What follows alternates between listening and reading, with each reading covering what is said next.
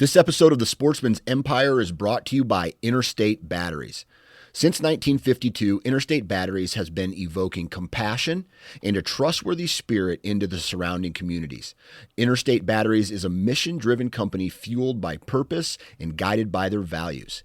If you need help locating a specific battery, stop into your local Interstate Batteries retail store and speak with a battery specialist. They even offer cell phone repairs. Interstate Batteries. Outrageously dependable. All right, ladies and gentlemen, his name is Kyle. My name is Dan, and this is the Man Therapy Podcast. I don't even know how many episodes we've put out, and I honestly don't even know who's listening to this, Kyle. But I will say this, that this is my weekly therapy session. Right, me too. And so it's good to connect with another human adult who has children and jobs and the stressors of life to connect on that level, man. So absolutely. How was your week?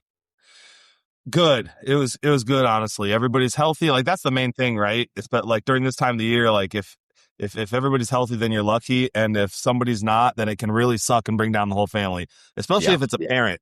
If a parent's not healthy, that can really suck. Yeah, that's a fact. Especially when the kids are used to hanging out and playing with you, and then they want attention that you can't give them. But it's also kind of, I look at it, it's like, that's a little bit of a learning experience, you know, where you're like, okay, you got to learn how to build Legos by yourself, buddy. Or, you know what I mean? Just give me a day. That's all I need. Yeah. So, that's right. My kids played a joke on me this morning. So, they came in to like wake me up early and like just like begging me to get up. And I'm like, I didn't want to get up early, but they begged me. So I drug my ass out of bed. And then my wife was like, these kids won't get ready for school. Da, da, da, da. They won't brush their teeth. They won't get dressed. Da, da, da, da. And I was like, I go into dad mode, like, all right, guys, come on, let's do it. And I'm trying to like make them do it. And they weren't doing it. And they're dragging their feet. And my wife's acting all huffy puffy. And then they all just stop and just start staring at each other and like trying to hold back smiles. And I was like, what? School got canceled today. So they drug me out of bed. Funny joke, guys. Hilarious. Made this big to-do around the kids wouldn't get ready for school, and my wife pretended. My wife usually doesn't joke like almost at all. She never jokes about anything, and so I was actually really impressed that she got in on the joke. I was happy with her for that. That's awesome, man. Yeah, it was a fun way to start the day, even though I hate getting out of bed in the morning. It's my worst thing. Yeah, I'm always up right at 6:00. The kids have to be on the bus at 7. There's some days I'm up just a little bit earlier. So I get out there and I start getting breakfast ready, start the coffee, all that stuff. And when I got the text, I think the text came out real early this morning or late last night. I knew I could sleep in a little bit. So I was in bed till about 7, and everybody else was kind of slow to get up, except my wife. My wife is, had to get up because she had some deadlines and stuff to. Oh yeah. Okay. No snow day for work. No snow days. No snow days for work. Now I want to go through a series of questions that I was in the shower this morning. Oh, okay. Here you go. Yeah. Yeah. That's where all the best content comes from. The shitter or the shower. Should have called me. Yeah. Right. Okay. If I ask you a question that could be answered in a yes or no answer in a yes or no answer. Okay. Mm-hmm. And then if I ask the question why, I want you to explain your thoughts on that. Okay. Is that, you understand where we're going here? Yeah. Okay. All right. Is life easy? No, life is not easy. Okay. All right. Why is life not easy? Why is life not easy? Life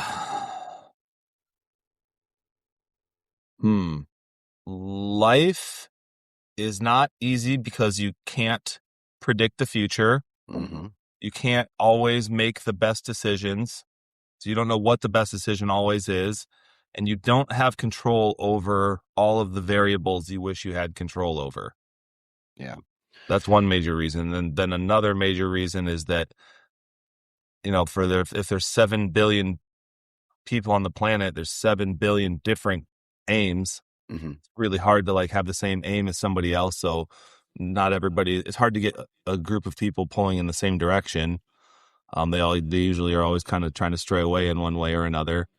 And then my next thought is that everything we build is always trying to fall into disrepair, and humans are unique in that, we're constantly trying to keep things up and constantly trying to maintain things instead of just like going with the flow of the world. Like I feel like more animals just go with the flow of the world, and if something happens, then whatever, they just move on. But we hold on to things, and I think that causes us a lot of pain too. Yeah. Why do you think?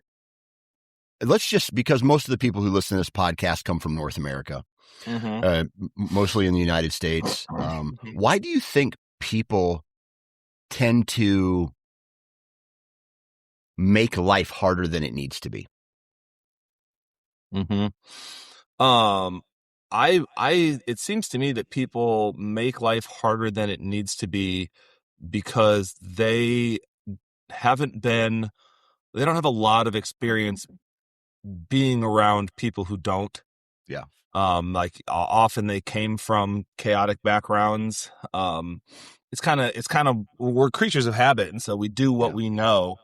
And even if we've seen people do it better, that doesn't mean that we have been like immersed in that. Like if I see somebody have a good habit, that doesn't mean I have that same habit. I've just been exposed to the habit, which is cool, but it's not enough to make me do the habit. I think I think too many people, and myself included, are too short-sighted, and we're just kind of like act based on our emotion at the moment instead of acting based on what would be best for us in the long term. And so I think we're constantly like stepping in holes that we could have avoided if we would have just like looked up and looked down the road. What do you think? Yeah, dude, this is all coming from a place of frustration. Okay. And it honestly, it's a pet peeve of mine, but also I'm trying to be empathetic with those who have not had the same life experiences as me. Okay. Yeah. So when my parents got divorced, shit got chaotic, like real chaotic for a very long period of time. Pretty much all through my schooling, and like just stressed to the max, and to the point where like I just wasn't ever comfortable sleeping in my own house. Okay. As a kid. Right. All right. That's my little boohoo story. Yeah. But I kind of came out of that a stronger person, I feel, right? I've been in high pressure situations, and now I know how to handle them as an adult. So I went through them as a kid, and now as an adult, I'm like, okay, you know what? I got this. I have more of a positive attitude towards things. So when shit hits the fan, I just get extremely frustrated with people who are not of my same mindset because of lack of experience, or what is worse yet, in my opinion, is people who don't even try to handle it, in an adult way. Adults who get wound up about something, and then they blame shit on other people. And instead of just going, let's handle it. Right. It's all blamed on somebody else. It brings the entire workplace down or house down. And the next thing you know, you have a very big negative situation to get out of. People are starting to throw ultimatums around. Like, if you don't do this, or if they don't do this, then I'm going to do this. And then it's just like, holy shit, here we go. Yeah. And then usually it takes one strong person to pull the group out of that. Right. And that person probably has the most experience with dealing with the shit, so to speak. Yeah. And that mixed with the victim mentality that a lot of people throw around, like, oh, it must be nice, or, no one ever says congratulations on working your ass off, right? They see you succeed, or they see you handle a high pressure situation in a way, and then they criticize you for doing being good at something doesn't ever make sense to me. Right. And so I don't know why I'm thinking about that today. It's just something that popped into my head. And I was just like, dude, it is my biggest pet peeve. I can't even be in the same room with people like that. And sometimes it's really hard. Yeah. It's really rough. I have a number of thoughts about that. So like, maybe you've heard the story about like two brothers that come from the same household with a absent father and a drug addicted mom, and one goes on to be like a super successful businessman and the other goes on to be a drug addict, and they interview both of them and they say to the drug addict, like, why'd your life turn out this way? And he says, how could I have done anything else? Like, look at my situation. My dad left and my mom was a drug addict. Like, of course I was going to become a drug addict. And then they interviewed the other brother that went on to be a successful business person. And they said, why did your life go that way? He said, how could my life have gone anywhere else? Look where I came from. My dad ran away and my mom was a drug addict. Like I had to pull myself up and work hard. Right. Yeah. So like, I do think you've also heard of the classic, debate of nature versus nurture. I think there's a lot of truth to the idea that each of us have our own innate characteristics, and some people are born with more more ability to like be strong and stand up to things. And some people aren't born with as much of that. And then it's the people that are stronger. It's their task essentially to take care of the others. I think maybe you've also heard I'm sure you've heard this saying before, that hard times create tough men. Yep. Tough men create easy times. Easy times create weak men. Weak men create hard times. Hard times create strong men, and around and around and around and around. Yep. And so sometimes, sometimes when I'm interacting with somebody, I don't think that's all. I mean, that there's a lot of common sense to that. I don't know how scientific it is, but there's a lot of common sense to that. So sometimes when I'm meeting with somebody that's like easily frazzled, and I would consider them weak, and I don't necessarily mean that in a super shitty judgmental way, but just like, wow, you can't really handle life. Sometimes I do think like, geez, what's your nervous system like? And what's your brain chemistry like? And what characteristics were you born with? I do think that. And then sometimes I also think like, I wonder where you're at in that that system of hard men. Hard times create strong men create easy times create weak men create hard times. Like, where are you at in that? Because I kind of wonder sometimes if a person like that is the result of being spoiled or coddled, or life was too easy, or they didn't have things to contend with as a kid. I cannot, I'm 43 years old. I've known a lot of people in my lifetime, and people I know some people that have been through a lot, and they're stronger for it. If they have the right innate characteristics. So like, if you take somebody that's like born to be strong anyway and put them through a lot, they're going to end up being really strong.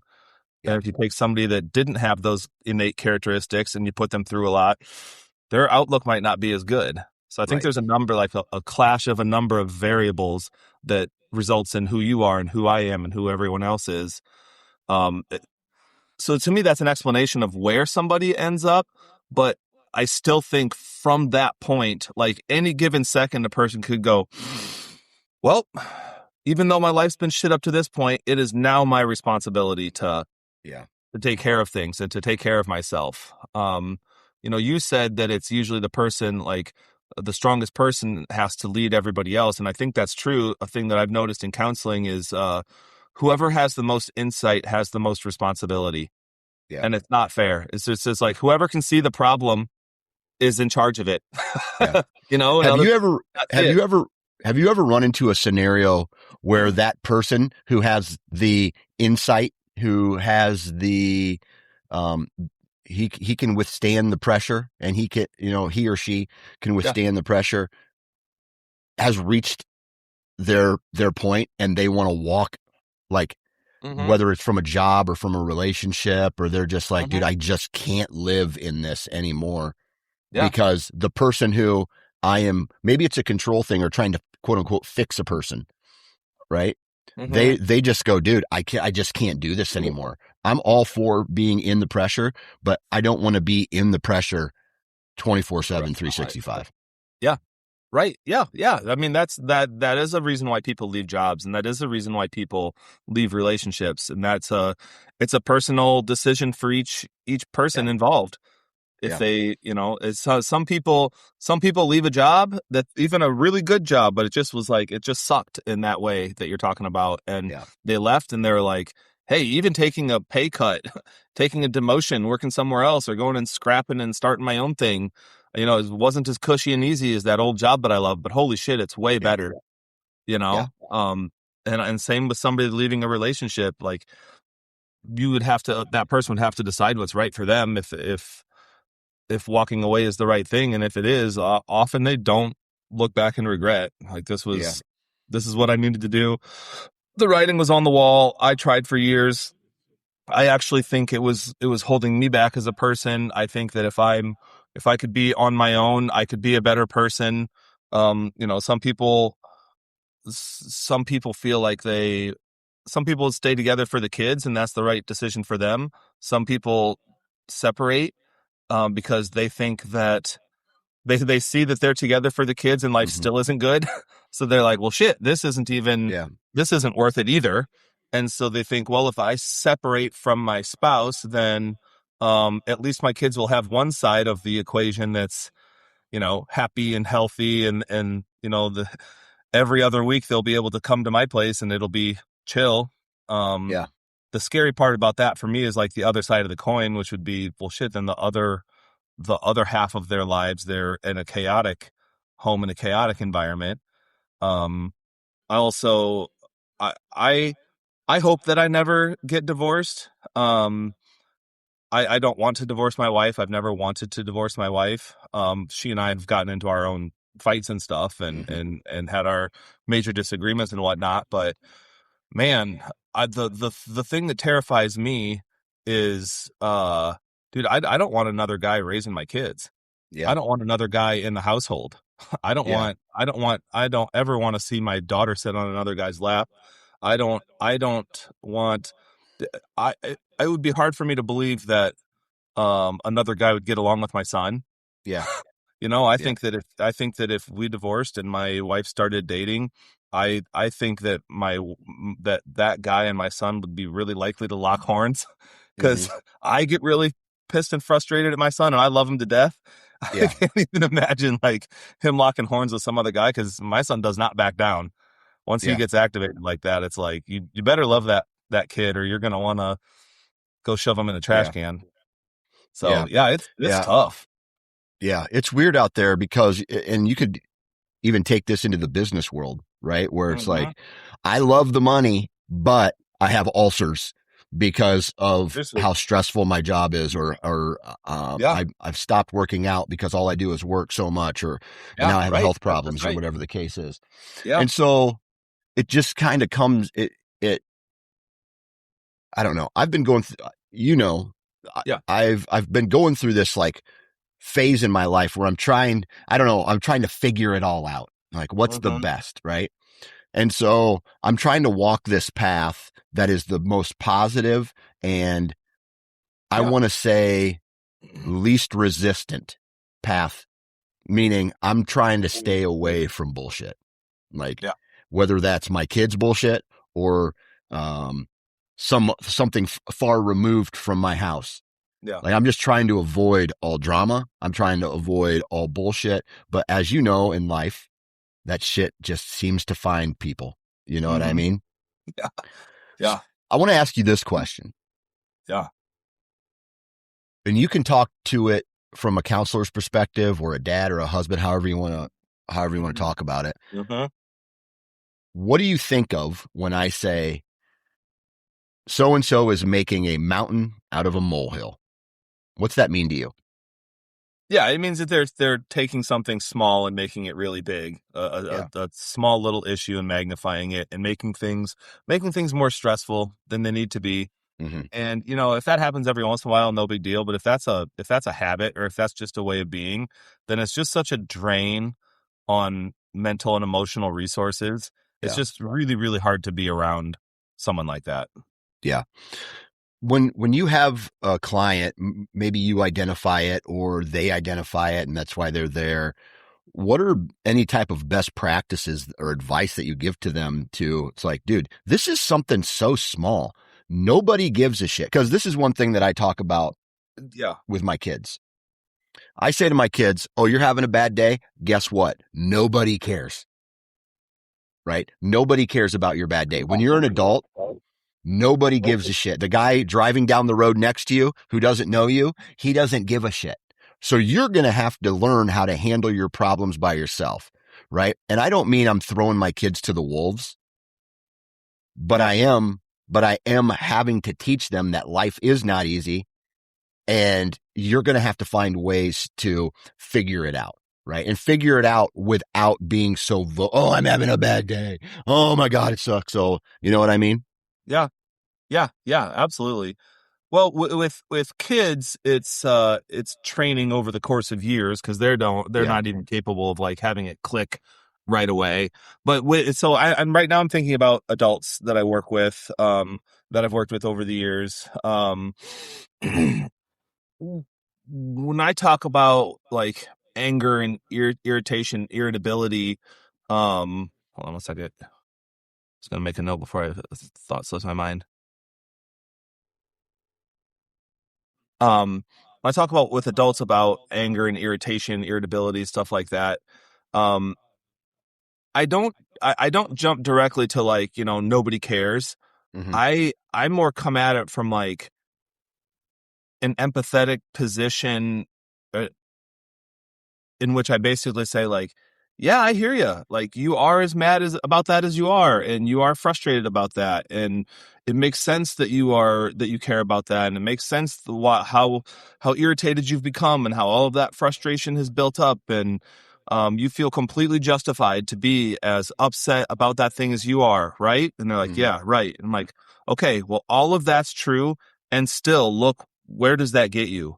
Mm-hmm. Talk to me about the benefits that you get from being so mad about that when there usually aren't any.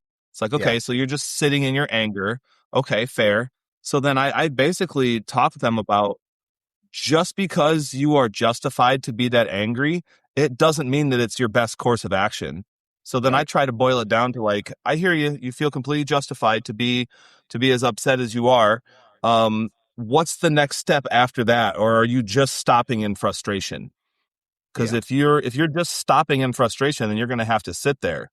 But what do you ultimately want out of this? And what do you think would be a good solution to this? What would be what would be 1% better than what you're doing? And another thing that I talk with them about is like, your emotions might be justified, but they're also your responsibility. Mm-hmm. Like I like that. to them, like, have you ever read the book to your kids? What if everybody did that? There's a book called What If Everybody Did That? And it's all about like this kid, kid throws a candy wrapper out the window, and they're like, oh, then the parents like, hey, don't do that. That's bad. And the kid's like, why? It's no big deal.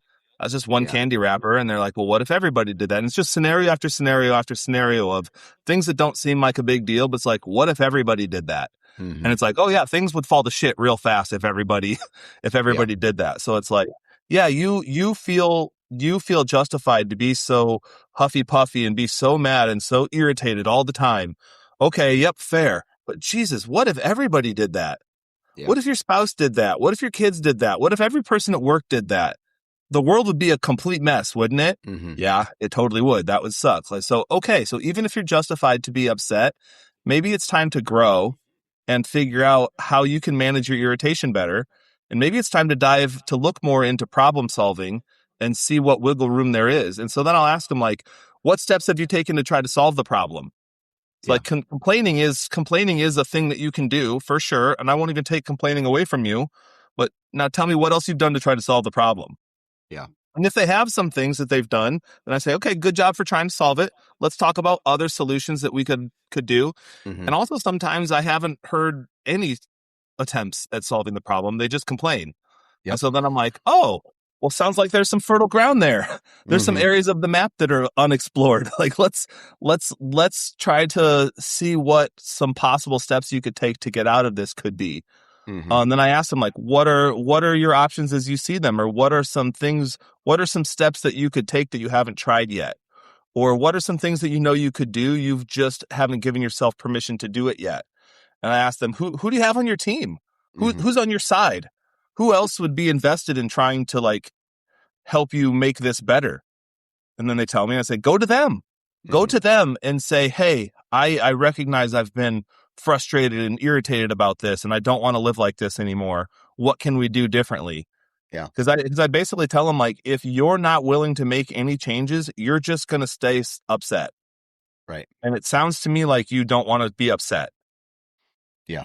So that means that it sounds like it's time to start dabbling in making changes. Yeah. It sounds to me like a lot of those people just want the problem to be solved by somebody else, even when solving the problem is in fact their responsibility, part of their responsibility. That can be the case. Yeah. Yeah. Yeah. Yeah, that can be the case. It's that personality, that type of personality probably just doesn't click very well in, let's just say, a natural setting with the person who's like, screw it, let's go, let's get it done. Let's just, yep, this sucks, but it's going to, let's just suck it up and let's do it. Right? Yeah. Yeah. No, that's a really good point. Actually, you reminded me of another metaphor that I use with clients really often. And the metaphor that I use is, all right, so you are hiking up a mountain with another person, and the goal is to reach the top of the mountain. And it's a hard hike. If you don't know the way, you're figuring it out as you go. And some sections of the trail are really, really hard. Some are confusing. But it's you and this other person. How would you feel if you and this other person accidentally took a wrong turn and you hiked 30 minutes in the wrong direction, and then you realized it and you had to turn around and walk 30 minutes back to get back on track? How would you feel if that person broke down, sat down in the middle of the trail and just pouted and whined and complained? How would you feel about that? Would that be a good hiking partner or a bad hiking partner? Like, your goal is to get to the top of the mountain and the daylight is burning. Like, it's going to get dark in a while. And what you really need to do is get back on track. And even if you took a wrong turn, you need to go, shit, that sucks, and get back on track and keep going. But your hiking partner breaks down and sits cross-legged in the middle of the trail and starts pouting. What would you think of them? Would that be a good hiking partner? And like, no, that wouldn't be a good hiking partner. I'm like, don't be that person. Yeah. Don't be that person. I basically say, you are your own partner in life. You are a partner to yourself. And if you are allowing part of yourself to break down and sit down in the middle of the trail and pout, then you are doing yourself a disservice because you're holding yourself back from moving forward. Yeah.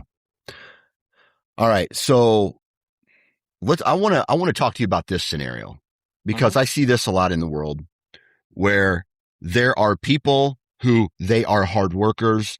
When pressure does come, they do handle business, right? But they complain the entire time that they're doing it. Right. You know what I mean? Like, I don't know. There's probably days where I fall into that category, where I'm having to fix something that somebody else broke, or fix something that could have been prevented from being broken in the first place. And I'm just like, I'm going to do it, but I'm going to bitch while I do it. Right. Yeah. What are the problems with that? Well, so there's a number of ways to look at that, actually. One way to look at that is that, like, if you're bitching the whole time you're doing something, there's a chance that you are betraying your own boundaries, so to speak, that you shouldn't be doing that thing. And you're doing it even though you don't want to be doing it. And you just weren't strong enough to stand up for yourself and say, I'm not doing that. Like, you figured out, you did this. This is your problem. This is not on me. But instead you're doing it. So you're kind of, you're betraying your own boundaries there. That's one possibility. The other possibility, I'm not sure there's lots, but another possibility is that you're doing the thing, but you haven't done you're too zoomed in, and like how inconvenient this is, and how much this sucks, and how much you wish you were doing something else, and you're not zoomed out enough to recognize this is just one of those things. This is just a little bump in the road. I'm actually like if it's something that you know is your responsibility and you know you're going to do anyway, then you're actually just adding self-torture to a thing you were going to do anyway. Yeah. And that's where a person could make a basically a 180 and be like, all right, well, if I have to do this super shitty thing, I'm going to freaking rock out to some tunes while I do it. Yeah. You know, or, oh, I'm going to call my best friend. I'm going to chat on the phone while I do it, or whatever, you know, I'm going to try to make this fun in some way, or, oh, well, at least I get to go buy a new tool, or, you know, that's a place to try to find the silver lining, so to speak. And that's the part that we do control. Like, that's how we can get mentally stronger, is if there's a thing that you know you're going to do anyway, figure out how to do it with a good attitude. Yeah. I love the mindset of some of these people who are almost, they think life is boring unless there's an obstacle, right? Where it's like, God, I've been pretty stagnant this week. Let's go find something to do. Let's go find a problem to fix. Instead of having a problem come to you, they're going and looking for a problem to solve. I wish I had a mentality like that, but I just feel like there's so many other problems and things to address in a given week that I just want to, like, I want 5 minutes on a couch without being interrupted. Right. Yeah. That's all I want. Right. Yeah, absolutely. I also think like it's Dan, I will say this too. It's hard to understand someone else's nervous system if you haven't lived in it. You know, it's kind of easy to be like, yeah, God, they shouldn't be like that. But if you were inside the storm that is their body, you might be like, oh, I get it. You might have a better understanding of why they're always seeking tension or always seeking problems. They might not even realize they're doing it. They might not mean to do it. It's just because they've been doing it so long and people have accepted it. Yeah. Yeah. Well, they've it's become their normal, and they don't know how to be any way other than how they are. Yeah. And then critiquing them feels like an attack. Yeah, 100%. Yeah. Which is actually a super benefit that I have being a counselor versus like being somebody's spouse, is that if they're coming to me for counseling, they're often like ready to hear my perspective. And this won't surprise you at all to hear that sometimes when I give my feedback, even if it's challenging feedback, the person that I'm meeting with will often say, yeah, that's what my wife said. Yeah, that's what my husband told me. Yeah. But they won't hear it from their frickin' spouse. Yeah. I was just talking about this with my wife the other day, how like that had just actually happened the other day in counseling, how like I said a thing and the client was like, yeah, that's what my spouse said. Yeah. But they were willing to hear it from me. And I was like, dude, it's one of the most frustrating things to be a spouse or a parent or someone that loves someone else and be like, just do this or just do it this way or stop doing that. And it's definitely the right advice, but the person just won't hear it from you. Yeah. Yeah. They've got to hear it from somebody else. You got to pay for that. You got to pay for getting better. Right. Yeah. Oh my gosh, dude. It's ultimately frustrating, but it's weirdly human nature. Yeah. Is there a problem with someone like that saying, I guess that's just who I am? You know what I mean? Like, and then I look at, because I've run into these people before who are ultra negative, are assholes who make mountains out of molehills, like just live in that. And when people try to talk to them about that, like, you know, we had a friend group in college, and this one person was just like always a downer. And and he's like, I guess that's just who I am, guys. And we're like, yeah, a self-loathing asshole. Like, who wants to be around that? And eventually we just stopped inviting him to places, man. Yeah. Right. And it's just like, when I hear, I guess that's just who I am, I hear, I don't want to be around you unless that thing of which you are is positive. Yeah. Well, yeah, but Yeah. that's your decision. I always say we vote with our behaviors. You get to walk away from friends like that. Friends, air quotes. You get to walk away from people like that as much as you're able to.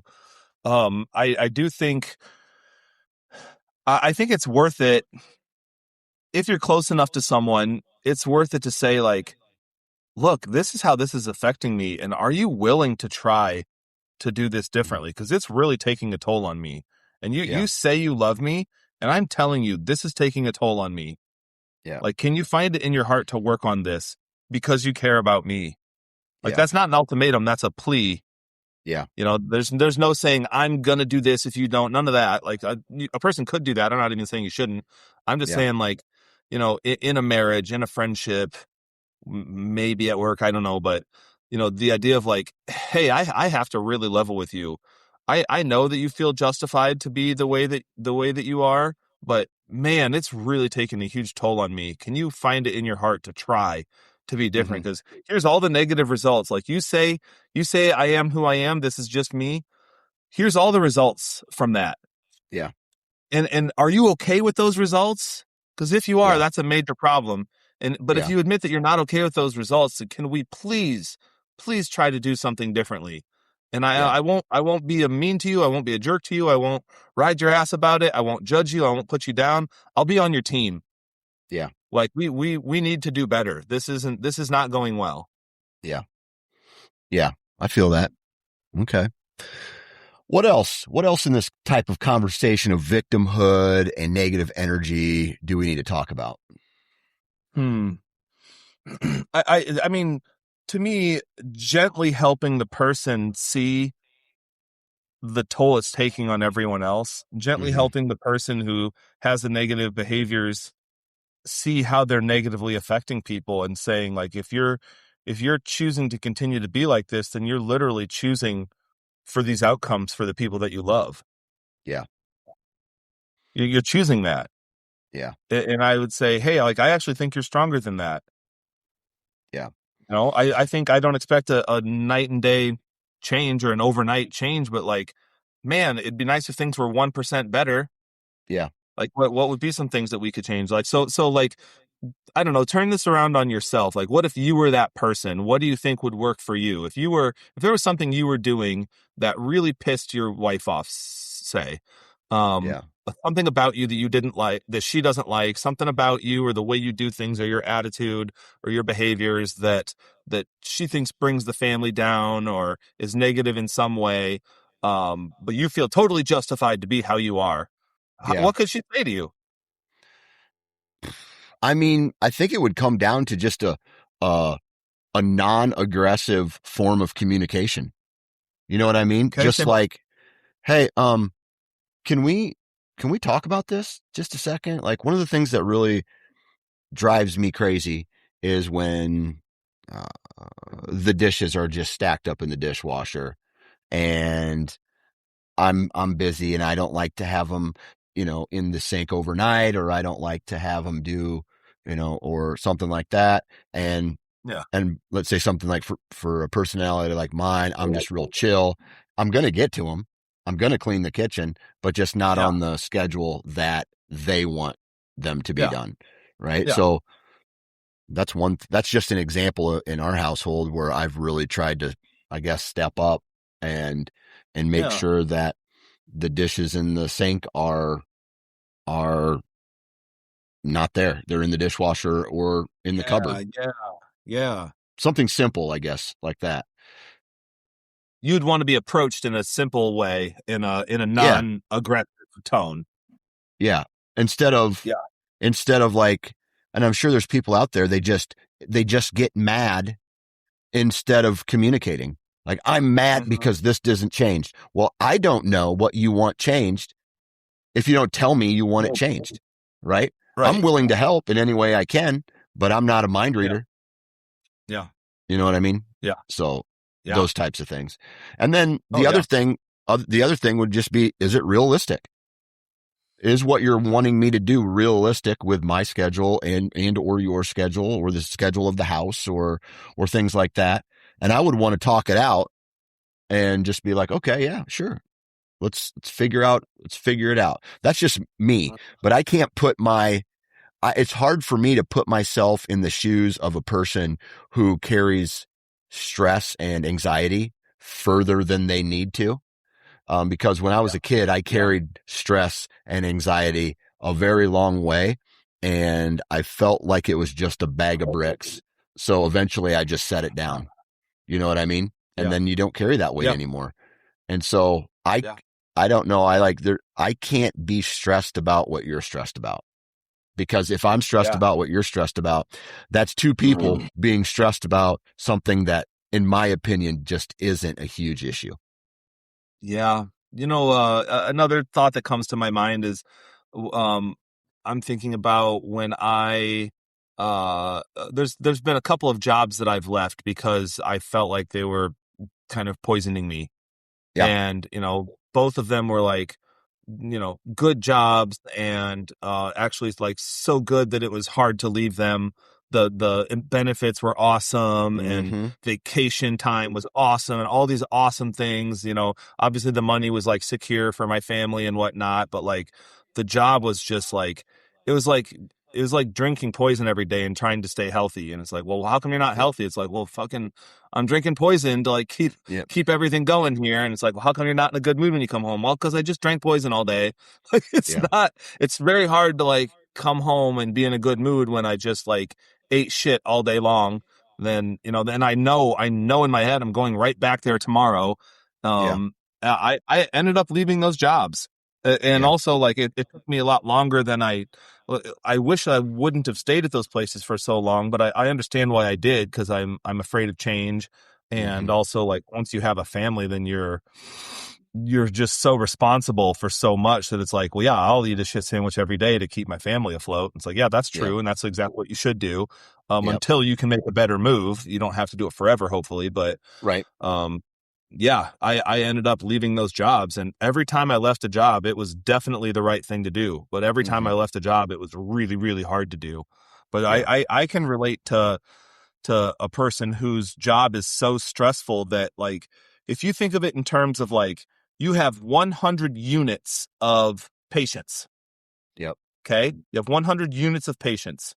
You have 100 units of mental health, so to speak. And let's say you go to work and your job sucks so much that it burns 95% of those units of mental health. And you only have 5 units left for the rest of your life that day or that week. Like, that's not good.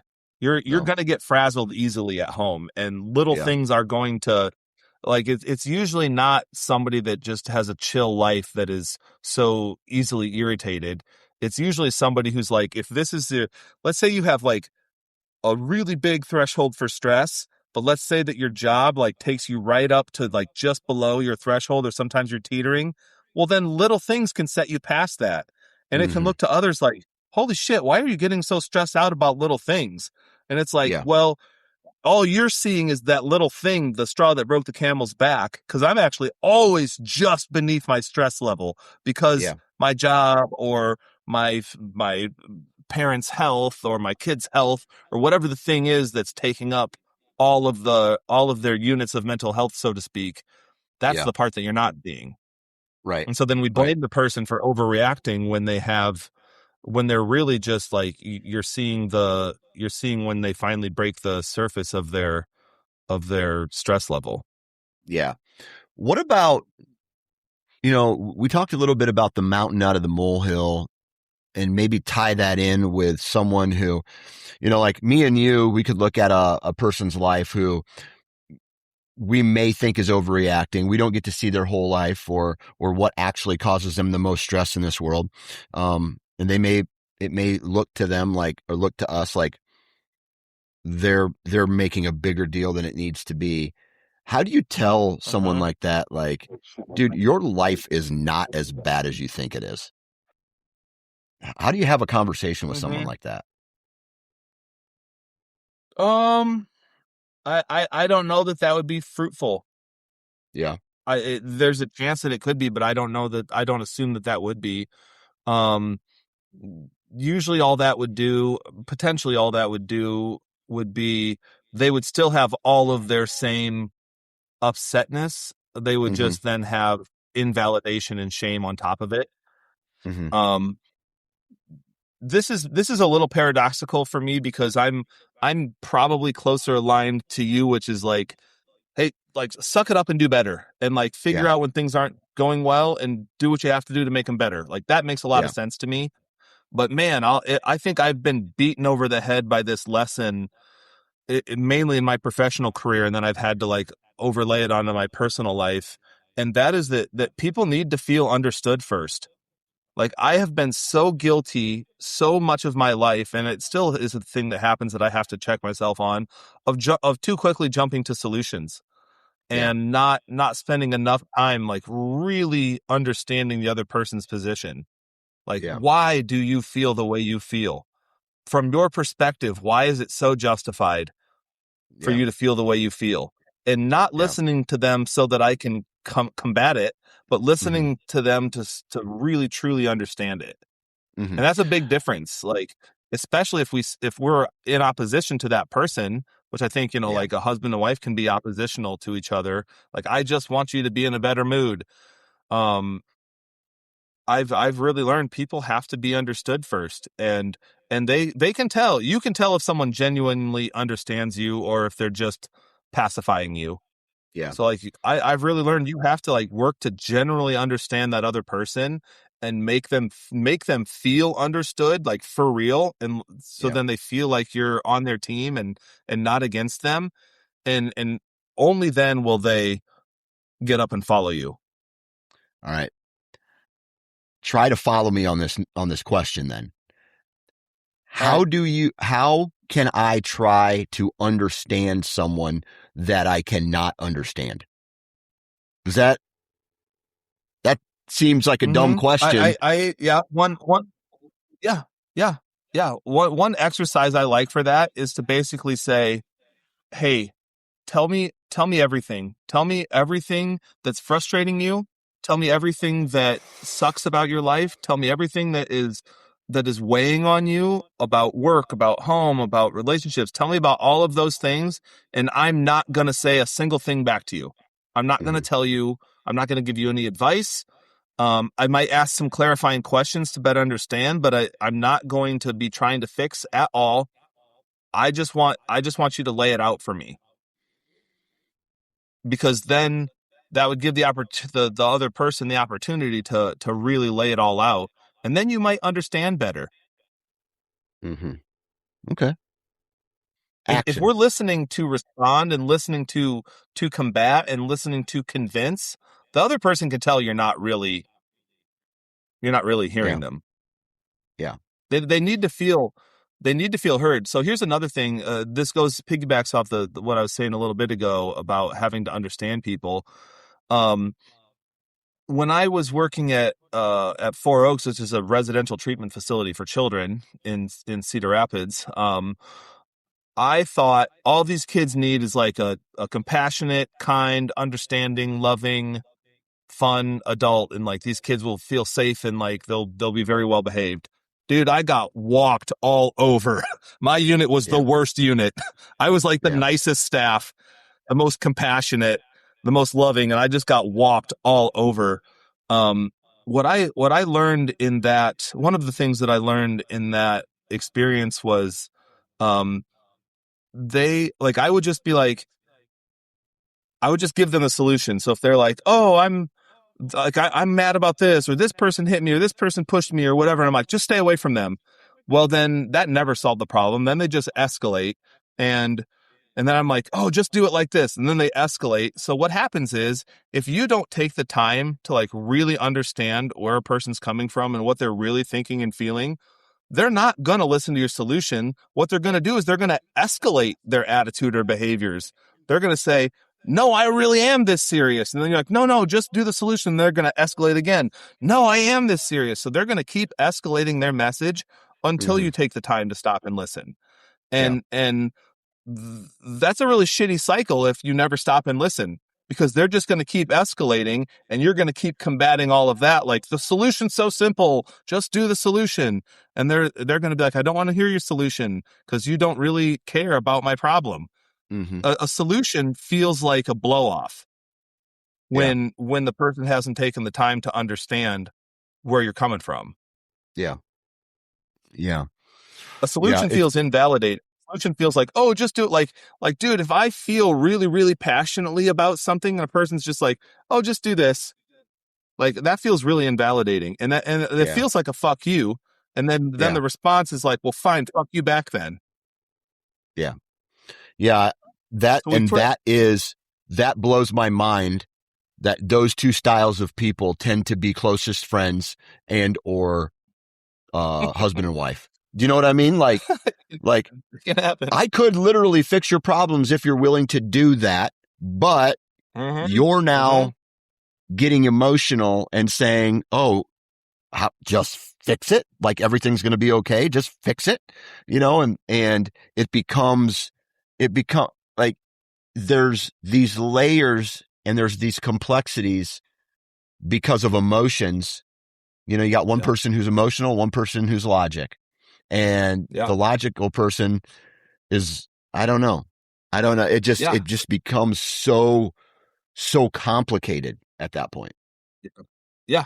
I agree. I think the benefit.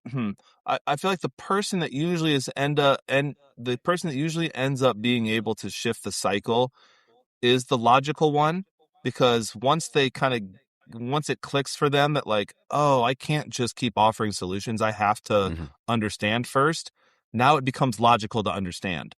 So they're like, oh, I was skipping. There's a process here, and I was skipping a step in the process. Like, okay, give me an example.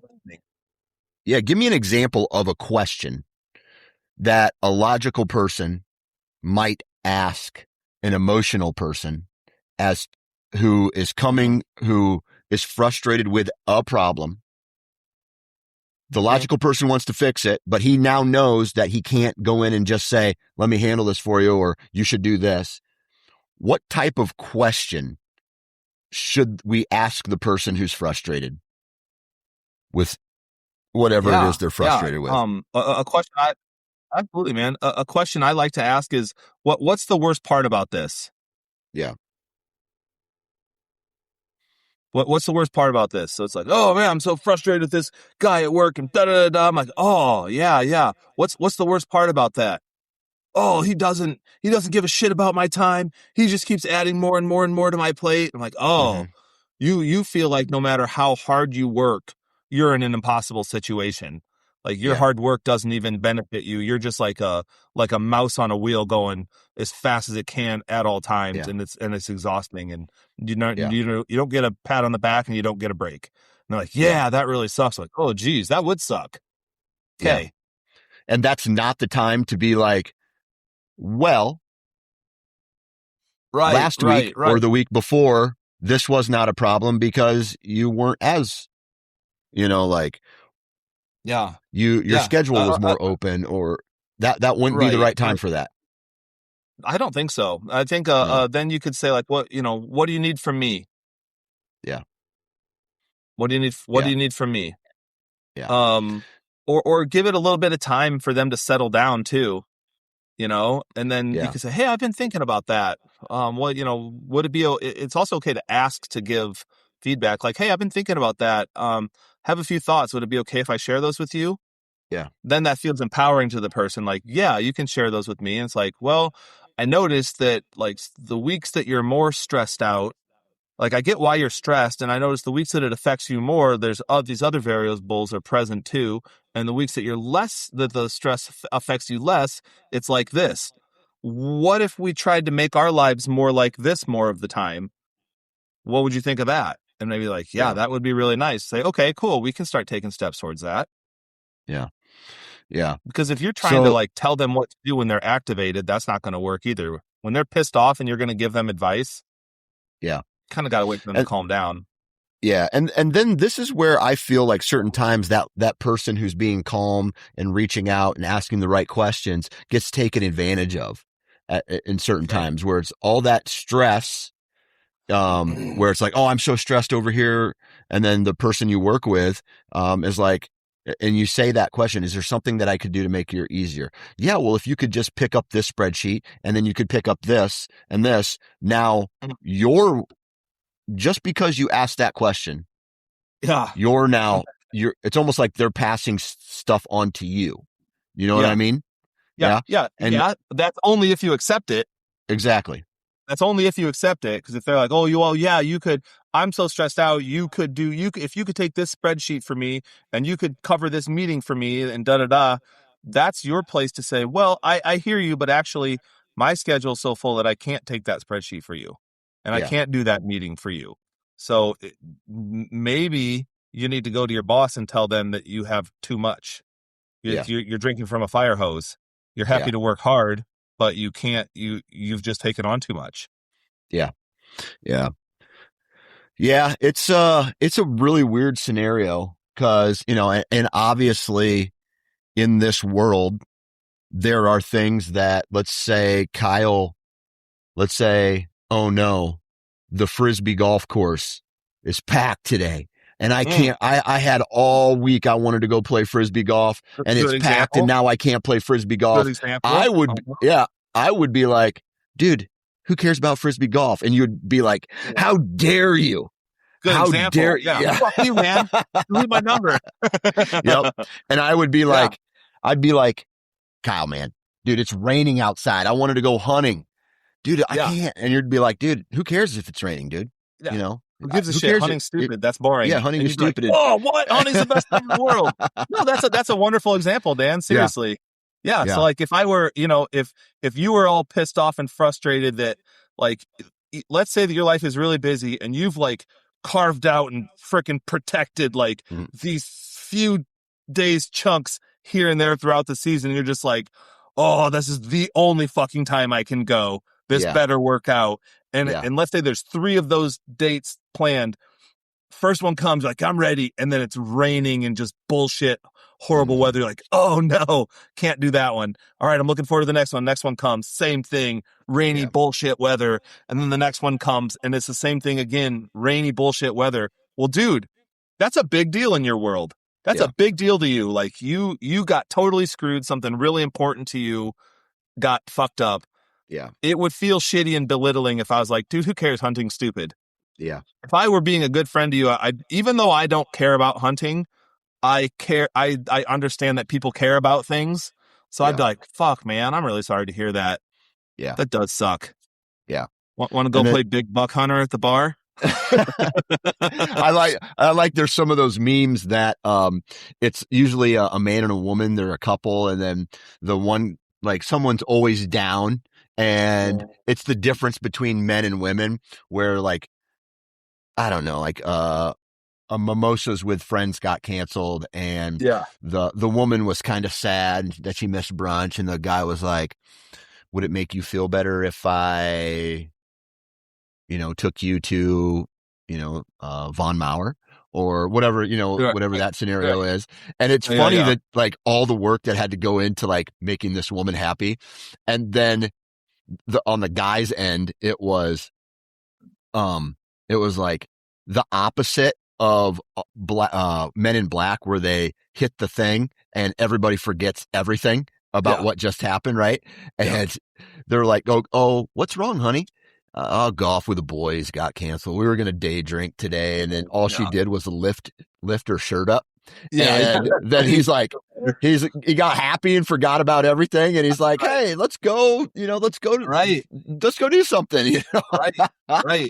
Yeah. You actually, so that actually brings up, an interesting point, which would be, so here we are, two guys talking about it. And I know that I'm a counselor, so I'm much more likely to be more on the emotional and empathetic, part of the spectrum for males, and cool. Yeah.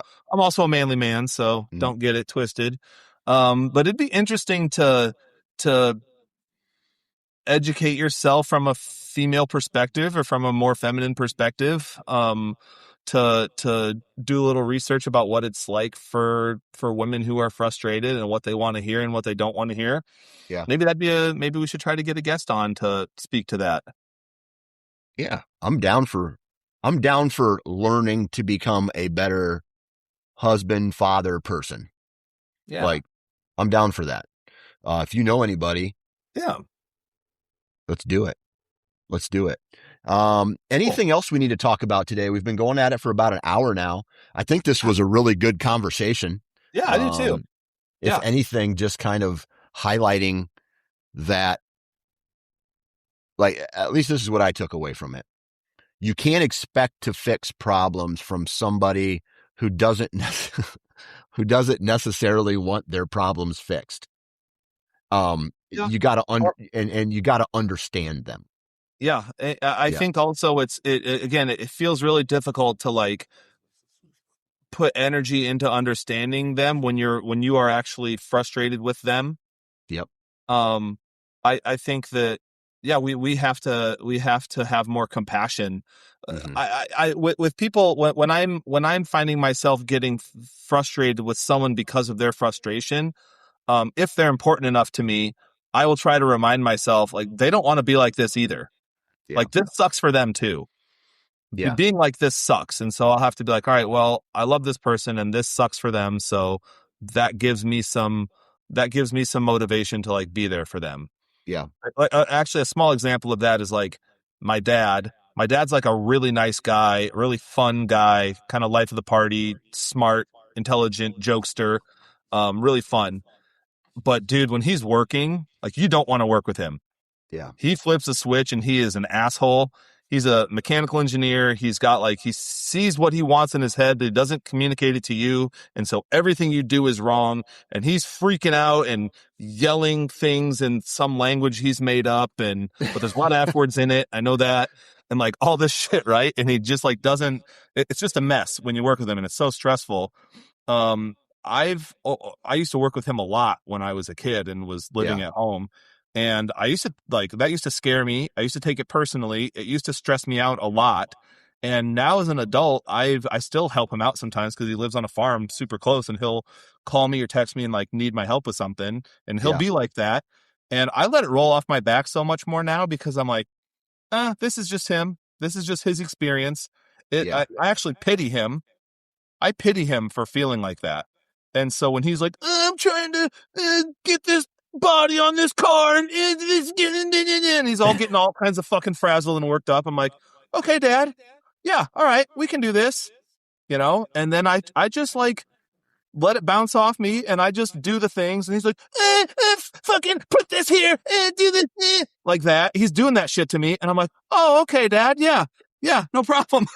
So you're trying to kill him with kindness, which I do, dude. Oh, I just choose how I'm going to be like, because cool. Dude, it's like I want to be an asshole back to you, but I'm going to be an asshole back to you by being extremely nice. Yeah. And helpful. Yeah, definitely. Oh, dude, I don't add any fuel to the fire when he's like yelling and whining and screaming even. I just am like, okay, cool. Yeah, we'll do this. Yep. Mm-hmm. Yeah. You bet. Love it. Because I know it's him. Like I've been able to unhook from it, but it's worth it. I will still help him because I love him. If I didn't love him, I'd be like, well, fuck you, dude. You suck to be around. So go fucking scream in your garage. I don't give a shit. But since it's my dad and I do love him and I do care about him, I'll be there with him as he yells and screams and I just stay calm. Yeah, that's a fact. Yeah. All right. Anyway. Well, there's that. Yeah. Great conversation. Kyle, appreciate your time as always. If you guys could do us a huge favor and go to Spotify or iTunes or wherever you download the Man Therapy podcast or listen to it, please leave us a 5-star review. Let everybody know that this is a little bit of education mixed with a little bit of entertainment. And we would appreciate that. Also, we have a YouTube channel. If you guys could go ahead and leave us a review on there as well, we would appreciate it, and subscribe. Thank you very much, everybody. Have a good rest of your day.